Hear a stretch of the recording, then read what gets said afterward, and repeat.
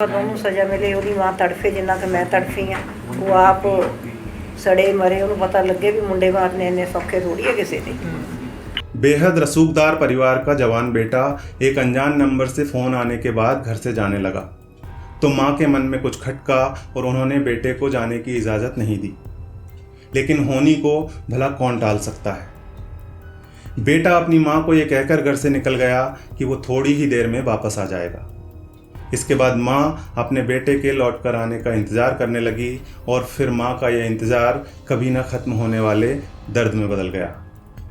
ये एक ऐसा मामला है जिसमें पीड़ित और आरोपी दोनों ही रसूखदार परिवार से आते हैं और इसी के चलते ये मामला सुलझने का नाम नहीं ले रहा था। नमस्कार, मेरा नाम है मनोज मनु और आप देख रहे हैं द चाणक्य।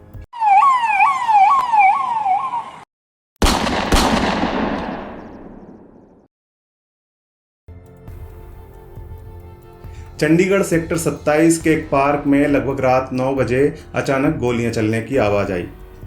जिस शख्स पर हमला हुआ था उसका नाम है सुखमनप्रीत सिंह, जिसे सिप्पी सिद्धू के नाम से भी जाना जाता है। उन्हें 4 गोलियां लगी थी जिससे उनकी मौत हो गई।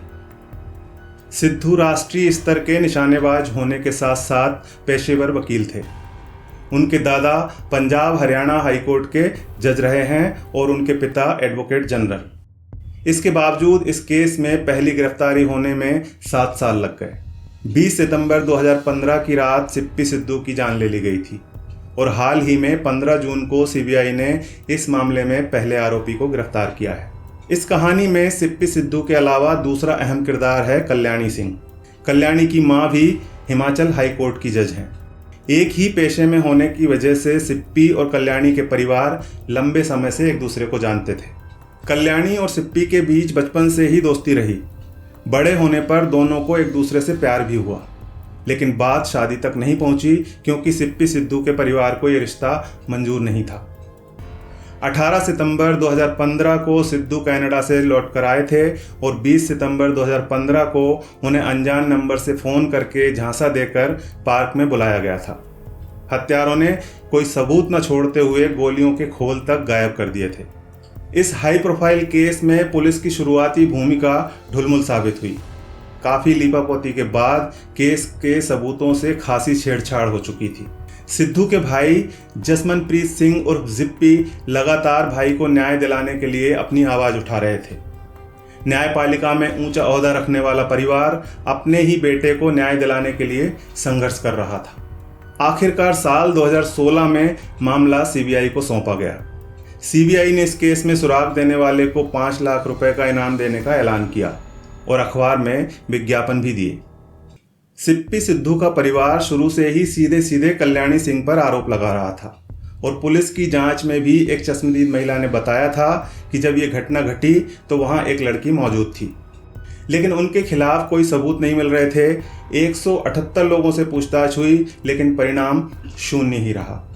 साल 2020 आते आते सीबीआई इस केस में हार मानने लगी थी, लेकिन फिर सिप्पी सिद्धू को न्याय दिलाने की मांग रखते हुए लोग सड़क पर उतरे और कैंडल मार्च भी निकाला। प्रशासन पर जनता का दबाव बना और फिर कोर्ट के आदेश के बाद जांच में तेजी आई। दिसंबर 2021 में इनाम की राशि बढ़ाकर 10 लाख रुपए कर दी गई। घटना वाले दिन सिद्धू के शव के पास एक आईफोन मिला था, लेकिन वो लॉक था। काफ़ी मशक्क़त के बाद फ़ोन अनलॉक हुआ और उसमें कुछ बड़ा निकल कर आया। चश्मदीद के सामने आरोपी की परेड भी कराई गई।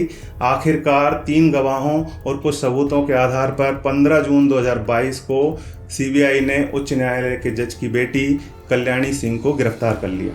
दरअसल हुआ ये था कि सिप्पी सिद्धू और कल्याणी सिंह का बचपन का प्यार शादी के मुकाम तक नहीं पहुंच पा रहा था, क्योंकि सिद्धू का परिवार इसके लिए तैयार नहीं था।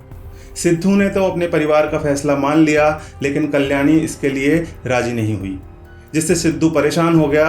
सिद्धू के फ़ोन में उसकी और कल्याणी की कुछ निजी तस्वीरें थीं।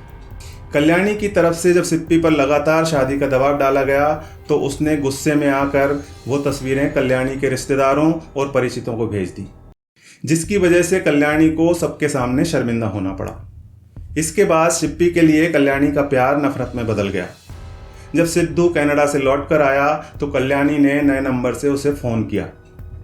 वारदात वाली रात भी कल्याणी ने अज्ञात नंबर से ही सिप्पी को कॉल करके अपने डिप्रेशन की कहानी सुनाई और सेक्टर 27 में मिलने के लिए बुलाया। जब सिप्पी पार्क में पहुंचा तो कल्याणी वहां एक हमलावर के साथ पहले से मौजूद थी। आरोप है कि कल्याणी के कहने पर ही हमलावर ने सिप्पी सिद्धू पर फायर किए थे। सिद्धू को 4 गोलियां लगी थी जिससे उनकी मौत हो गई। कहा जा रहा है कि कल्याणी ने भी अपने हाथों से एक गोली सिप्पी सिद्धू को मारी थी। दूसरा आरोपी कल्याणी का कोई करीबी बताया जा रहा है। सिप्पी को बुलवाने के लिए कल्याणी ने रेहड़ी वाले का फ़ोन इस्तेमाल किया था। वारदात को अंजाम देने के लिए 2 वाहनों का इस्तेमाल किया गया था। सिप्पी का फ़ोन जो मौका वारदात पर मिला था इस केस में काफ़ी अहम साबित हुआ। फ़ोन में कल्याणी और सिप्पी की तस्वीरों के साथ साथ चैटिंग भी मिली, जिसके आधार पर कार्रवाई हो पाई। सीबीआई को 90 दिन के अंदर कल्याणी के खिलाफ चालान पेश करना होगा। अगर कोई दूसरा आरोपी पकड़ा जाता है तो उसके खिलाफ सप्लीमेंट्री चालान पेश किया जा सकता है। इस मामले में चार्ज फ्रेम होने के बाद कल्याणी पर ट्रायल चलेगा। आज की कहानी के बारे में अपनी राय कमेंट करके ज़रूर बताइएगा और चैनल पर पहली बार आए हैं तो सब्सक्राइब करके जाइए। धन्यवाद।